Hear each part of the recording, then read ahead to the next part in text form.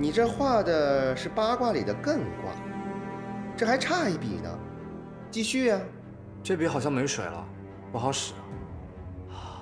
哎呦，我说吴教授，你有没有点生活小常识啊？啊，这笔呀，你得甩甩才有水呢。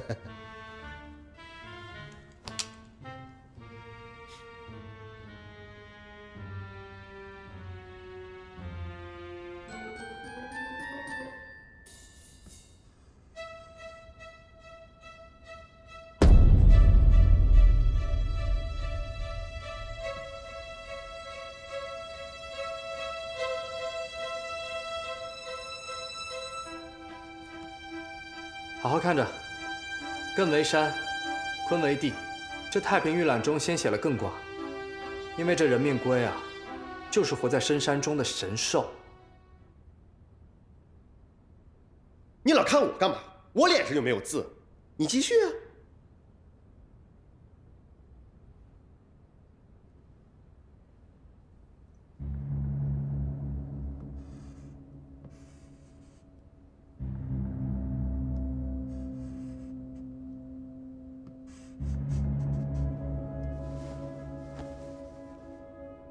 这艮后面呢是坤和坎，坤卦代表大地，坎卦代表水。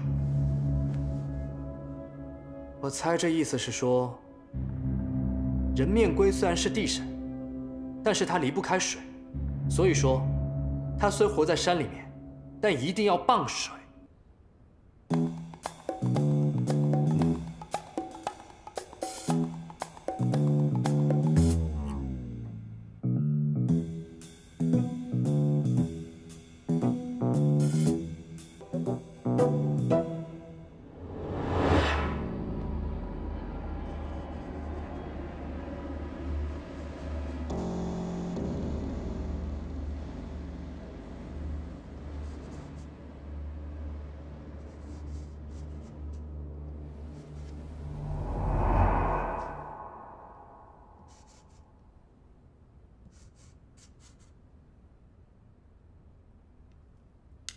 这接下来又是个坤卦，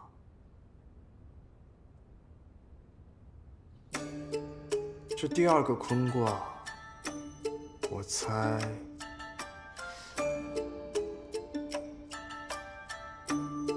一定是某种组合，要结合整个卦象来解读。然后这个，哎，好了好了。不用说了，我明白了，不是只有你小三爷一个人有学问。其实啊，我也看过《太平御览》，胖爷我呀，想起来了，哎。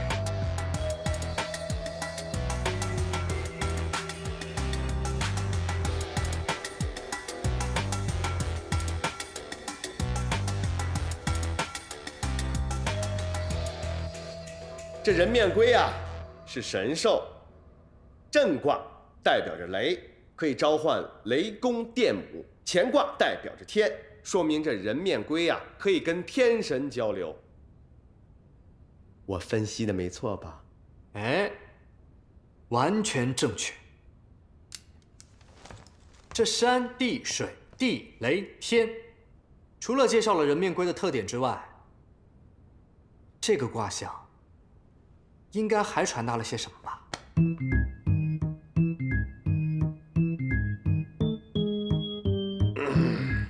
那吴教授，您说呢？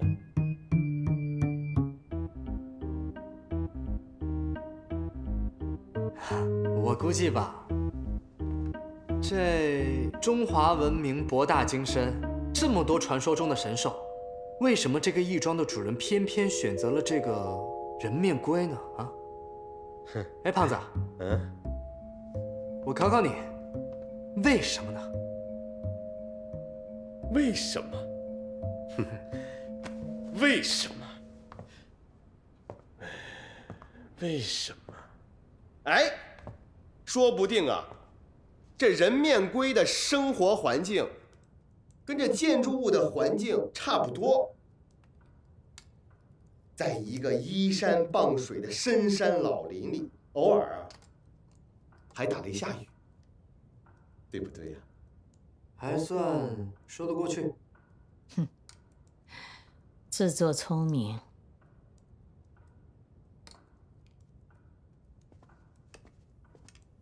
当家的，用不用去查查太平御览？不用，让他们折腾去。我只要拿到我想要的东西就可以了。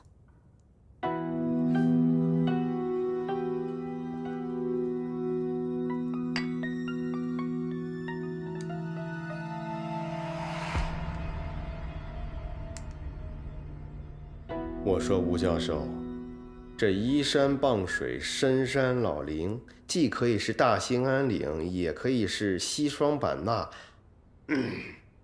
咱要不要再查查别的资料，研究研究这人面龟呀？咱们现在还是赶紧撤吧。查资料哪都可以查，不过这个霍家训练场深度游的机会可不多啊。哼，没错，吴教授说的对呀，机会难得呀。看桌子去。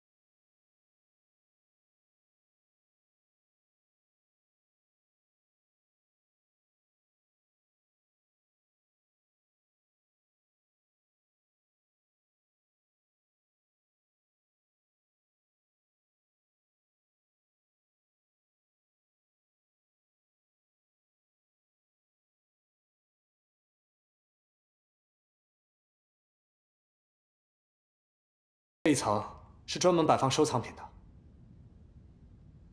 这霍家可真够用心的啊！这么多件货都拿来当道具了，可不是吗？这个建筑可是1:1还原的。人家霍老太太搞这么大阵势，说明对这个地方非常的重视。她这么做的目的，就是熟悉环境，恨不得闭上眼睛都能在里头走上好几个来回。做足了准备，把风险降到最低，目的就是能够亲身前往。你这么说来，这霍老太太还真是太严谨了呢。我也这么觉得，所以我干脆把样式雷交出去得了。别藏着掖着了。哼，你在这新月饭店闹了这么大的动静，说白了也是为了那张图。哎，我觉得你说的对啊。等你出去之后，你就把这张图啊给这老人家双手奉上，毕竟这么大年纪了，怪不容易的。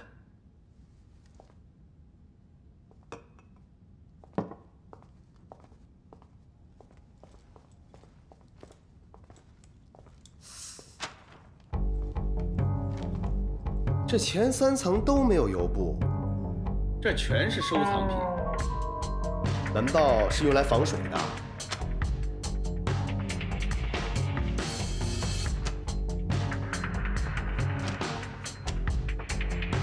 有可能。底下有东西，扯下来看看。抽你！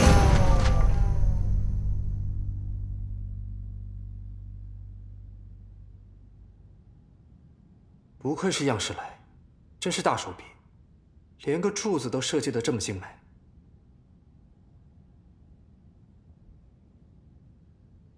这柱子拿布包着，雕刻的再精致，给谁看啊？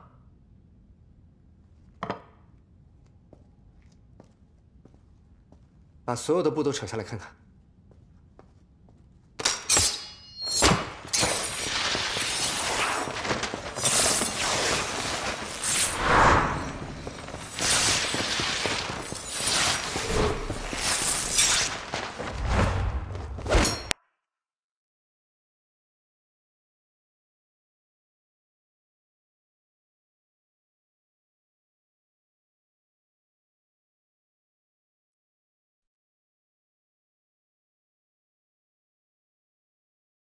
这柱子合起来是个龙骨啊！啊，这加固措施做得够到位的呀。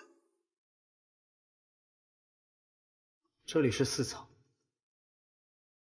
上面还有3层，从中间的位置加固措施。靠着。你分析得很对呀。但这信息量太大了，胖爷我有点懵啊。看来我们还是先别走了，把事情拿出来捋一捋。笔墨伺候。这么正式吗？还笔墨伺候？这样看才清楚啊，抄家伙。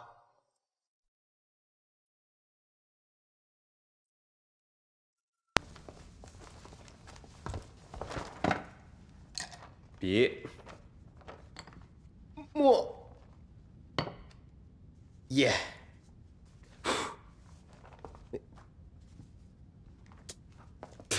推推推！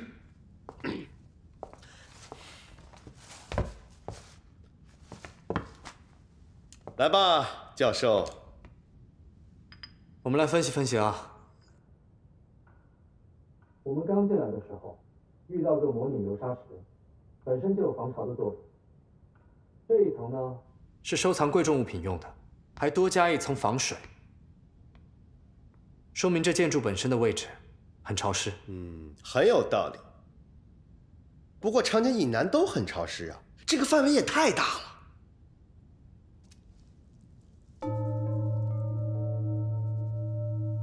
我没说完呢，你等我说完行不行？别着急。好，好，好，好，那您继续。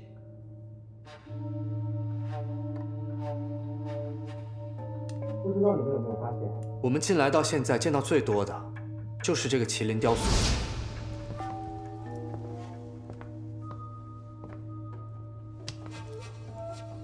还有刚才那个房间，有个人面龟雕像。我就画个龟壳来代表一下吧。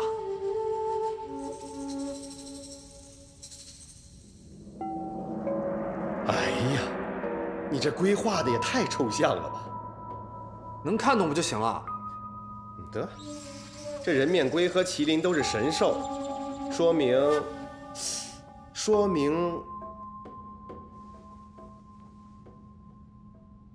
这个拥有义庄的家族一定很古老。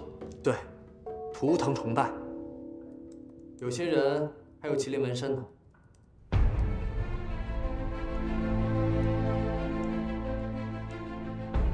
但是这中华上下5000年，在南方又很古老的家族有很多呀。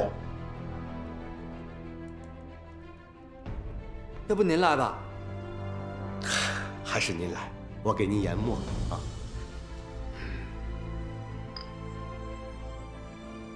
我们再看看这个增固方式吧。需要这么大的结构做支撑，说明这个建筑所处的位置非常不稳定。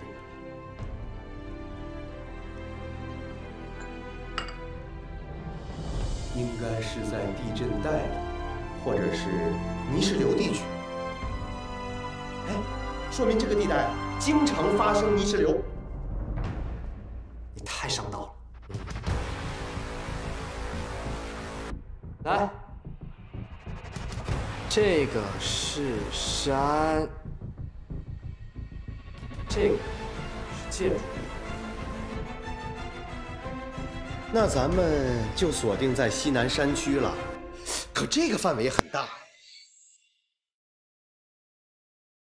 其实还有件事情，起了决定性作用。如果这件事情我们不说的话，霍老太太也不会走。那你快跟我说说，还记不记得裘德考说过，鲁皇伯踏本的源头和这个霍老太太有着密不可分的联系？鲁皇伯是可以把霍老太太和裘德考联系在一起的。你猜猜为什么？我猜他们有同样想要的东西。答对了。如果可以让裘德考万里迢迢来到巴南，亲自带队，都觉得值得。那让这个霍老太太研究它，专门修个工厂，又算得了什么呢？第一层机关是碱粉，如果真的是为了防盗，或者防止某些动物进入的话，还有太多东西比碱粉更好用。除非是为了防怕碱的东西。那个，像人形那个东西叫什么来着？叫密鲁特。哎呦，我就说我们家小哥最聪明。对，回答正确。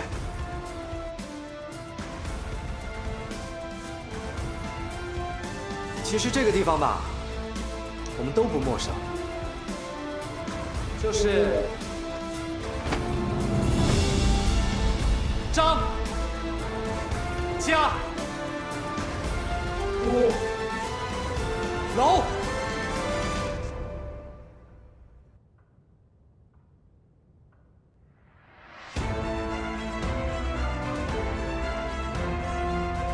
霍老太太，谢谢您告诉我，我的样式呢也是张家鼓楼的一部分，而且是很关键的一部分。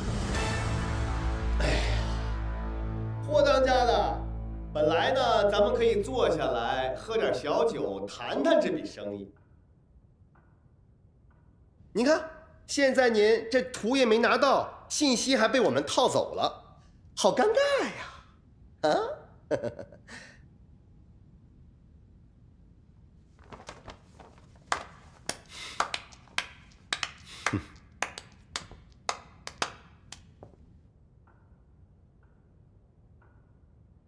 小三爷有风骨。其实这霍老太太在柱子上布置的机关都是假的，这些柱子、铆钉都是空壳，是她在背后控制机关，目的就是套我们手里的图。小机灵鬼。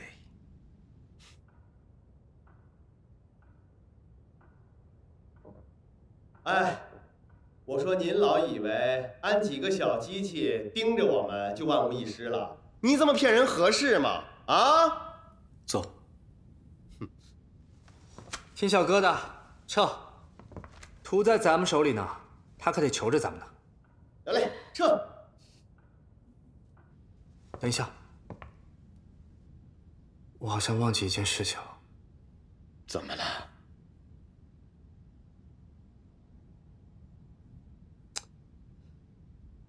我们好像在这出不去了，这开关遥控还在老太太手里呢。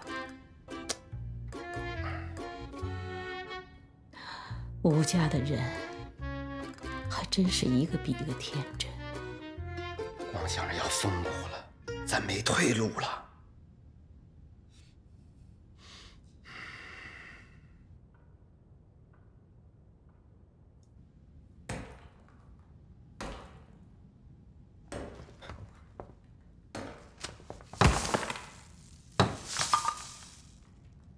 有人在砸墙。哎，法治社会啊，别乱来啊！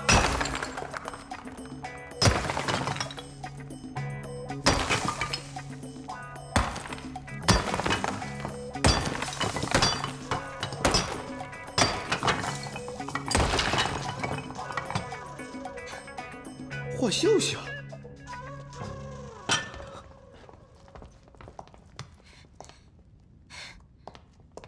快跟我走！还跟你走？上一回当还不够啊？哎，我是真心想帮你们的，这回我奶奶连我也骗了。少来这套！黄鼠狼给几百年没安好心。吴邪哥哥，你也不信我啊？他要是陪他奶奶演戏，也不至于拆房子吧？就是。哎呀，先离开这儿，我还有其他的事要跟你们说呢。带我们走可以，地方我们挑。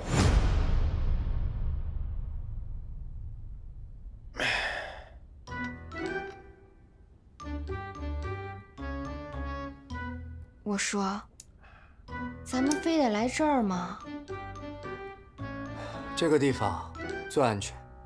这个地方最舒坦。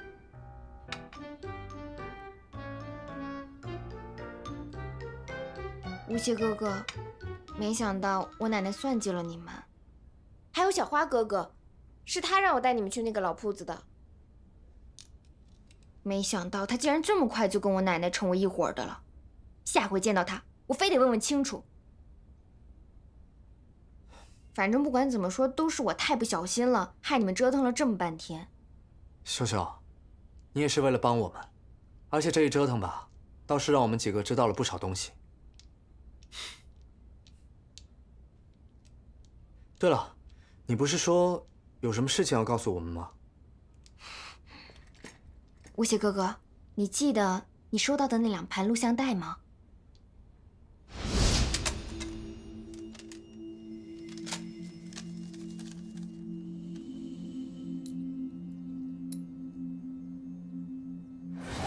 其实你不是第一批收到录像带的人，10年前就有人给我奶奶寄过录像带了。10年前，这种情况持续了很久，奶奶一直把录像带藏得很好。不过最近我想了点办法，终于找到了那些袋子。虽然我没在袋子里面找到什么东西，但是我看到了里面的内容，是我姑姑霍灵在地上爬。秀秀，录像带这个事儿吧，我知道，小花哥哥告诉我，他说那个地方还有一个人也爬过，就是你。那不是我。他跟我也这么说，他觉得你看到的只是一个跟你长得很像的人，所以我看到的也可能是一个跟我姑姑长得很像的人罢了。为了验证，我去翻了一些旧照片，你看看这个。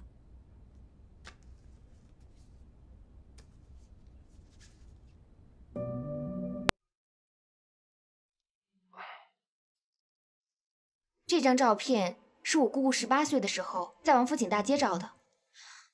我查了查这个型号的油桶，高度是1.43米，照片上油桶是5厘米，比例尺是1:28.6。我根据这个比例尺做了推算，我姑姑的身高应该是1.67米到1.69米之间。你再看看那张。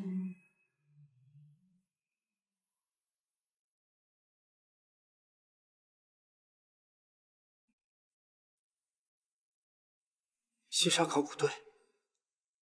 这个人脖子上挂的相机是当年北京市照相机厂生产的长城 PF1 型号单反，实物长度是14.5厘米。我比了一下，我姑姑的身高大约是11个相机的长度，所以这个人最多1.6米，这差了8厘米。8厘米，你们仔细看看，这还是有区别的，对吧？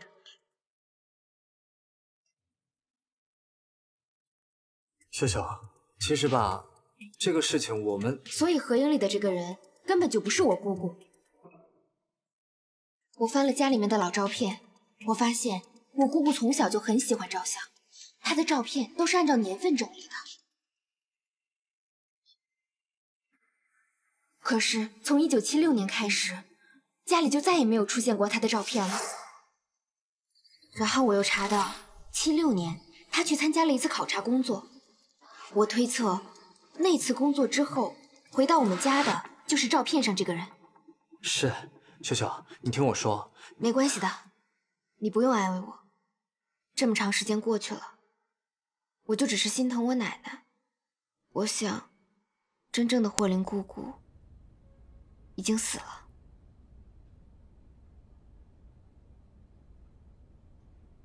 不过，到底是谁易容成了我姑姑的样子啊？这个人到底又有什么目的呀？秀秀，你别激动啊！你这一激动就往前蹭，我总觉得你要给我按脚。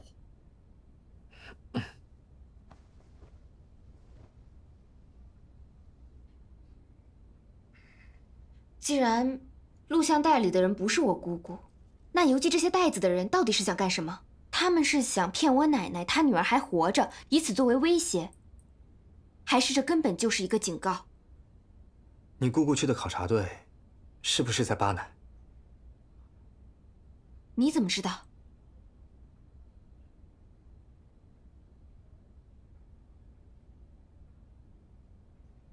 ？1976年，巴乃的考察队出了意外。当年的向导跟我们说，整个队伍都被替换掉了。后来调包的那些人，就顶着原来考察队成员的身份，继续行动。按照你刚才说的，我觉得你姑姑应该就是这种情况。所以，秀秀，你说的这些事儿啊，我们早就知道了。不是你们俩。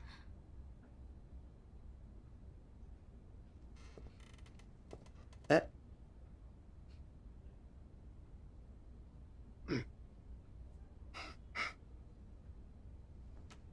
秀秀，我们真的不是故意瞒着你的。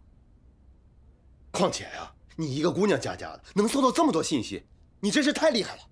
就是啊。无锡哥哥，我明白。其实你、我、小花哥哥，我们都一样。从小长辈们瞒了我们很多事儿，我就是不希望我们这代人之间还要彼此隐瞒。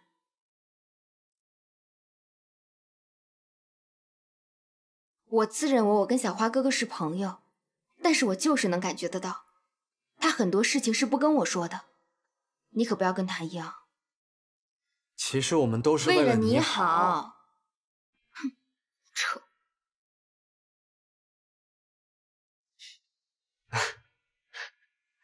对，不扯。哎呀，其实小时候我们只知道在外面疯玩，谁也没想过屋里那些大人已经陷入这么复杂的漩涡之中了。连我们都发现我姑姑被调包了，我奶奶肯定早就知道了。那可是她的女儿啊。可是她还是要装出一副什么事儿都没发生过的样子。她心里得多难过呀！哎，秀秀，没准你奶奶呀收到这个录像带的时候，这爱女心切，这一时糊涂就什么也没发现呢。这不管有没有发现，对我奶奶来说都是很大的打击。小花哥哥还告诉我八奶那次考察行动就是他组织的，那调包队伍的力量就是在跟他作对。你知道还挺多呢。我知道的还不止这些呢。从我奶奶那代人开始，九门就已经在他的影响之下了。而且，小花哥哥怀疑它不是一种所谓的力量，而是一种蛊惑，是精神上的影响，所以才会随时随地无处不在。否则这一切就很难解释了。什么意思？这是我要跟你们说的另外一件事儿。当年，他和我奶奶，他们都还算年轻。谁呀？我奶奶跟金万堂，别打岔。你仙云弄巧，飞星传恨。琉璃厂这么多铺子，但是仙姑就是我奶奶，偏偏走进了金万堂那间。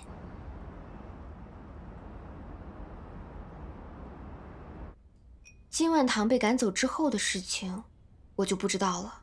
不过那次行动之后啊，他一直都没什么大动作。直到1976年，没想到他还能影响九门3代人的行动，或许不止3代。这往前的历史谁也说不准。如此看来，小花的猜测不无道理。陈文锦的考察队，花爷的鲁黄渤，还有这霍老太太，都跟着八奶的张家鼓楼有关系。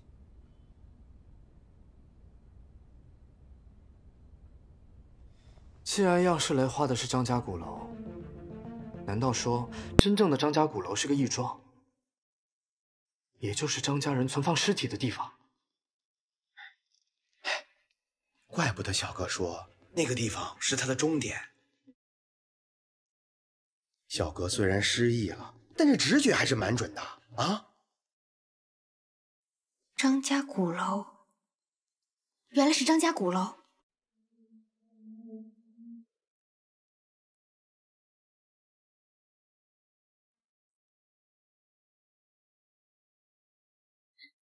还敢找我啊？行了，你们先歇着吧，明天我再来看你们。哎，秀秀，来都来了，泡个脚再走呗。哎，不知道享受。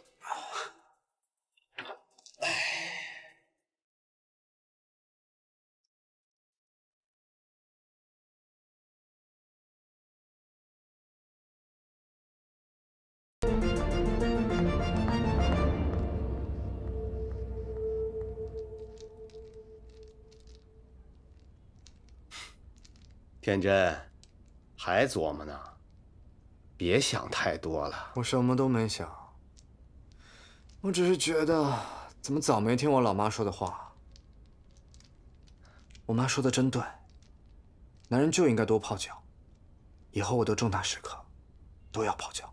没错，岁月静好，及时泡脚。哎，小哥呢？小哥感觉怎么样啊？哟，泡得太舒服了，睡着了。嗯，你怎么回来了？后悔了不是？来来来，拿个桶来，一起泡。赶紧跟我走。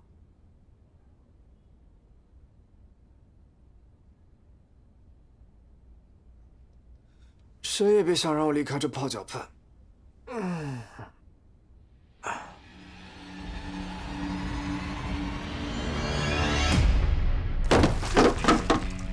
干什么？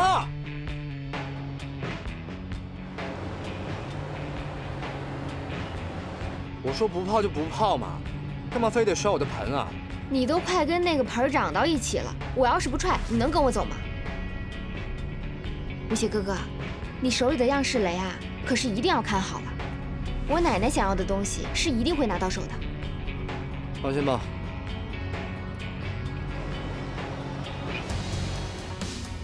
胖哥，你看什么呢？我说秀秀，这都绕了这么半天了，你到底要带我们去哪儿啊？当然是带你们去一个绝对安全的地方。哎，我给你们的面具呢，快戴上。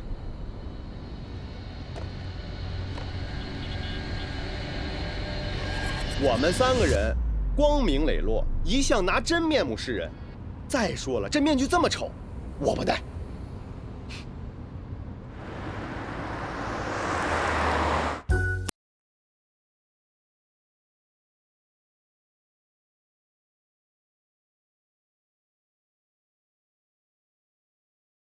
秀秀小姐，这几位是我朋友。今天晚上我们要开蒙面 party， 你去准备一下吧。好的。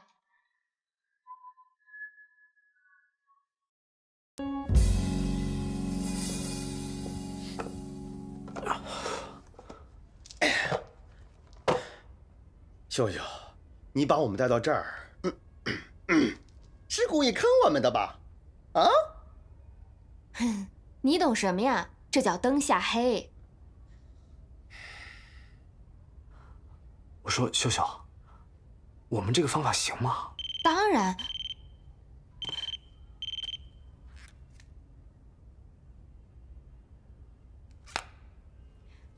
小花说你们被发现了。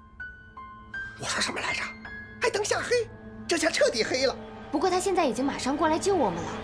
但是我觉得吧，他现在的话也不能全信。这样，无邪哥哥，你先把你手中的样式雷给我，一会儿我们看看小花她到底要干什么。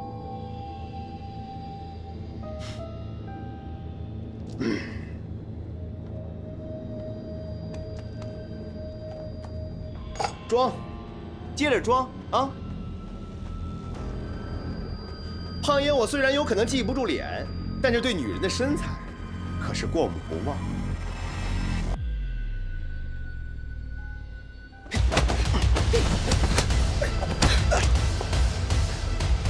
你根本就不是霍秀秀，季雨辰，小花，没意思，这么快就被你们认出来。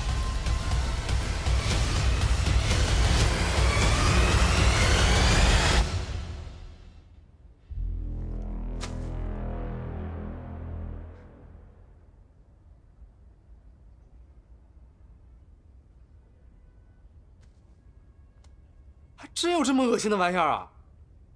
穿这身行头跟你们打，果然吃亏。你出卖朋友，这回可要好好说道说道。行了，胖子，先别说了。花爷，你这是几个意思啊？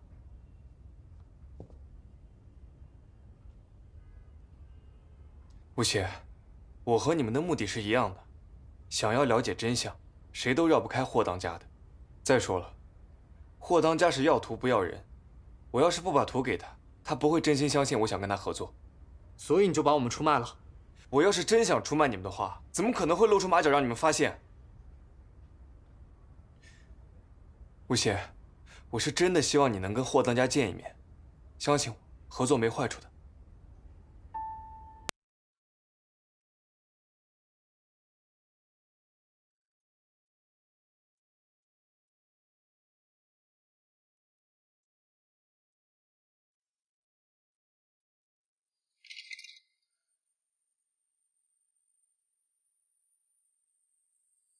老太太，人给您带来了。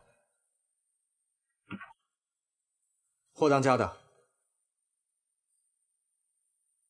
吴家小三爷，可以呀，跟你爷爷一样滑头。哪里？都是长辈们器重。起来。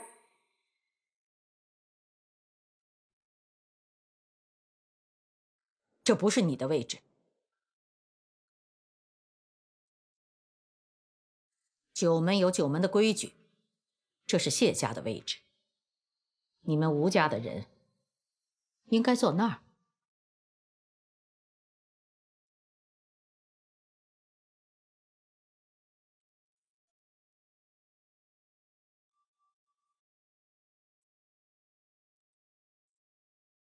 那老太太，我应该坐哪儿啊？没你。得。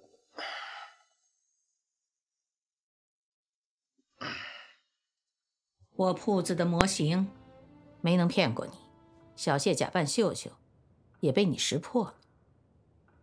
看来这吴老狗在你身上没少花心思。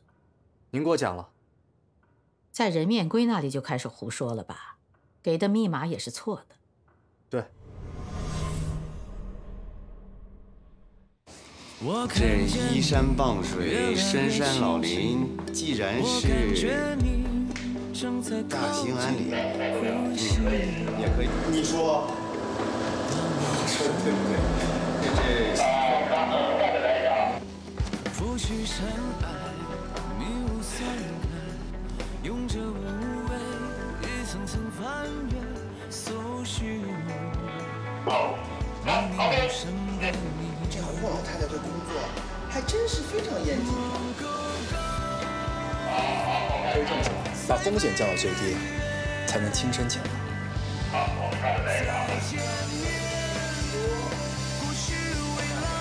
用来防水的，有可能。你想想。OK， 好，来。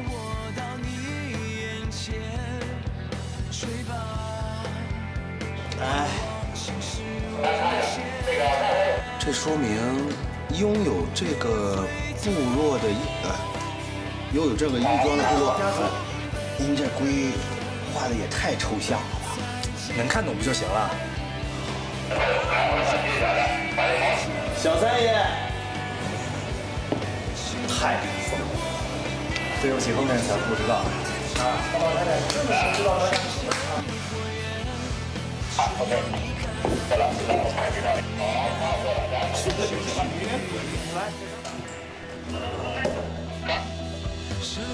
后悔了不是？来来，拿个盆来，一起泡。错了，来拿个桶来，拿个盆来。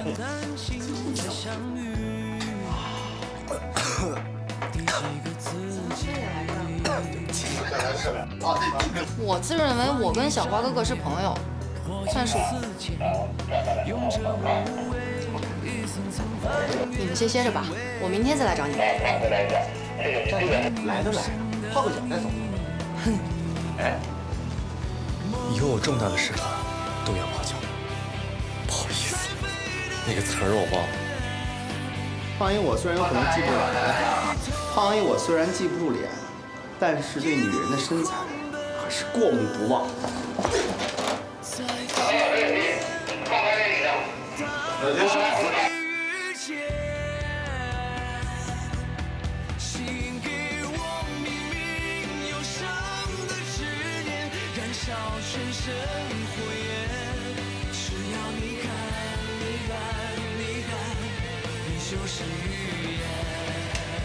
老太太，人都给你带了。起来，这不是你的胃。